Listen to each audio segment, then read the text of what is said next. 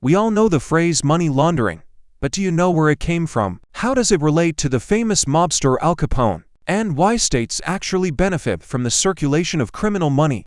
Let's find out.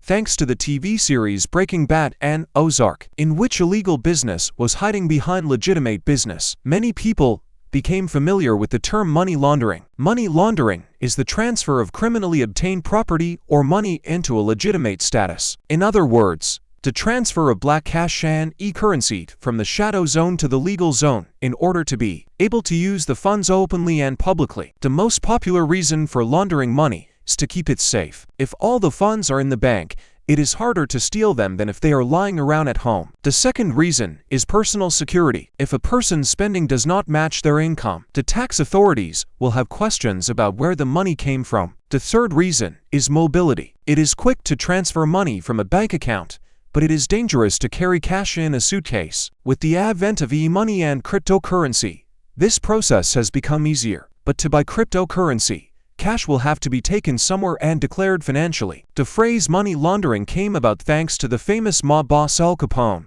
The expression money laundering describes the process of money laundering through various financial frauds and schemes.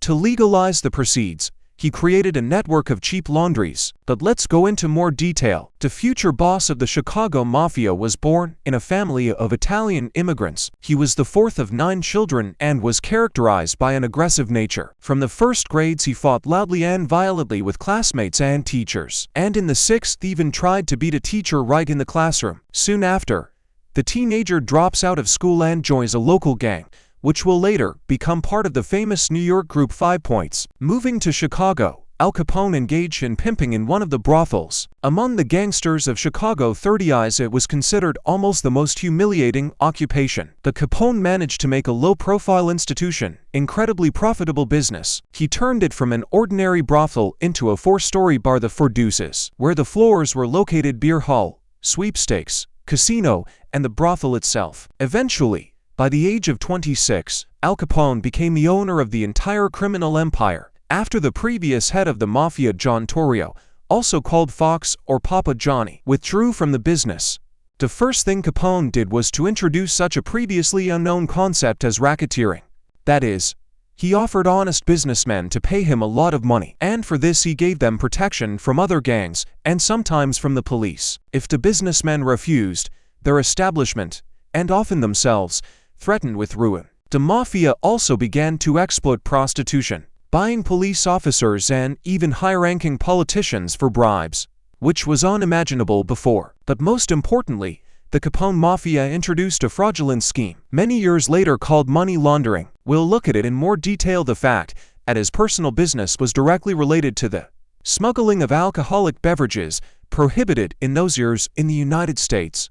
Profit was necessary to legitimize, and for this mafioso opened a network of laundries. Prices for services were set so low that the number of customers could not be counted. Accordingly, officially laundries showed a gigantic profit, in fact, received from the trade in alcohol. Actually, because of the laundry scheme, and got the name money laundering after the arrest of Al Capone. American law enforcement agencies realized that catch and imprison large members of mafia gangs can be, but not for their specific crimes, but for receiving illegal income from their activities. While Al Capone was in custody, Meyer Lansky, better known as the mafia accountant, was plotting to create schemes to legalize his shady income. Unlike his colleagues, Lansky lived modestly and almost never came to the attention of law enforcement. He lived in a small house and officially worked as the head of a car service center. Lansky's money laundering was done through gambling establishments. Illegal money was added to the net proceeds of the casinos. In this way, the casinos claimed large profits on which they paid taxes, and thus brought their income out of the shadows.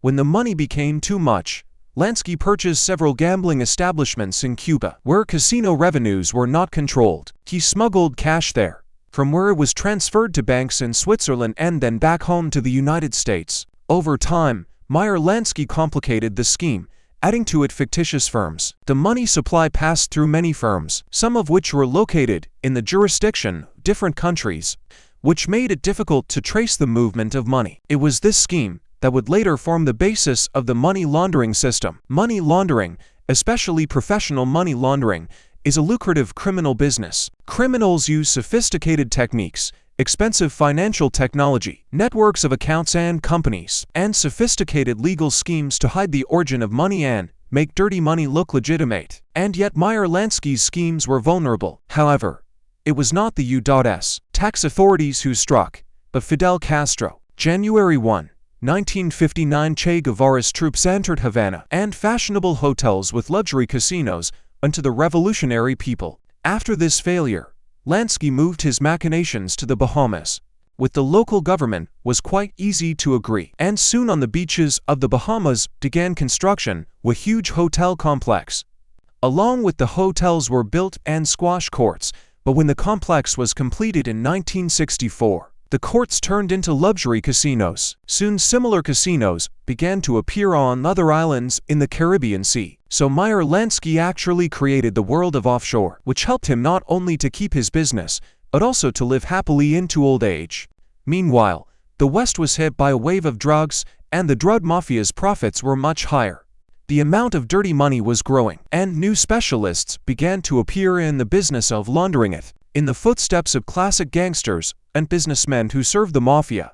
Thus, in the 1960s, one of the best money launderers was a Swiss entrepreneur, Bernard Kornfeld, who since the mid-1950s was engaged in mutual funds. The fund's investors were drug lords, whom Kornfeld's agents helped to smuggle cash to the Bahamas. Having collected dirty money, he returned it to drug lords in the form of loans, and those went to buy shares in the fund, which could be sold on the stock exchange and get legal income. Thus, thanks to Kornfeld was born a scheme of mutual loans, popular with launderers to this day. Politics was also involved. A high-profile case happened in 1971. It was connected with the work of the Election Committee of U.S. President Richard Nixon. George Mitchell, a close associate of Nixon, and Treasury Secretary Maurice Stans created a secret fund to support the future re-election of the president, the funds from which were transferred to the official election committee the following year. Money was funneled into the fund, including from anonymous sources, which was prohibited by law, so it had to be funneled through a Mexican bank. The activities of the fund received publicity, and soon the British The Guardian introduced the concept of money laundering into mainstream use. In addition to corrupt politicians, international terrorists got into the business. IRA militants, who depended on financial injections from the Irish diaspora in the United States, became involved in money laundering. In the 1980s, for example, the IRA received constant assistance from Joseph Maury, an Irish-American who monopolized the marijuana trade in Boston. Profits from drug sales were disguised as charitable collections for the Narade Foundation, also linked to the IRA. Once in the Bank of Boston, the money went to the local clan of the Italian mafia, which bought weapons with it, and they were sent to Ireland on the same ships that brought the marijuana. The reaction of the world community to the activities of launderers remained rather passive. The first law against them was adopted only in 1986 in the United States.